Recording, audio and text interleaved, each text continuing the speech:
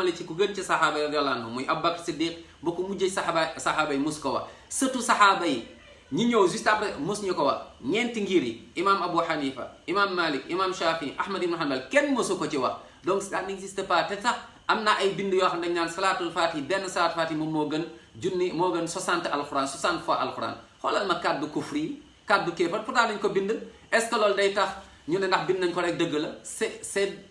en fait c'est contre la vérité c'est pas vrai ça n'existe pas am ñeneen ñoo xam ne dañ naan ay kàddu yoo xamante ni yu doy waar l'islam nag moom tey Sénégal moom c'est la terre fertile loo fi woote am fi loo fi woote am ay taalibe bokkaale am ay taalibe bidaa am ay taalibe xeex l'islam am ay taalibe mbubboo l'islam di xeex l'islam am ay taalibe subhanallah mbubboo di lekk alalu nit ñi au nom de l'islam am fi ay taalibe mbokk yi jullit ñi yeewu leen avant ñuy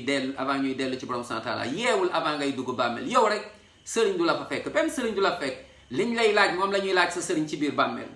naam duñ la laaj ci bàmmeel lu dul lii mooy man rabbuka maa diinuka man nabi ñett yi lañ la laaj duñ la fa laaj kenn te yowmal xiyaama benn sëriñ du fa intervenir benn sëriñ mënulu fa la dara sëriñ ci boppam bés pénc moom day tiit yonent yi ci seen bopp di dégager seen responsabilité ñuy nax ay nit au nom de l'islam naan yowmal xiyaama diw mooy ramm nit diw mooy jàppale nit fan lañ ko bind ça n'existe pas yowmal xiyaama kenn du fa mënal kenn dara yàllaa ko wax ci alxuraan te gëm nañ lu yàlla wax naam yowmal xiyaama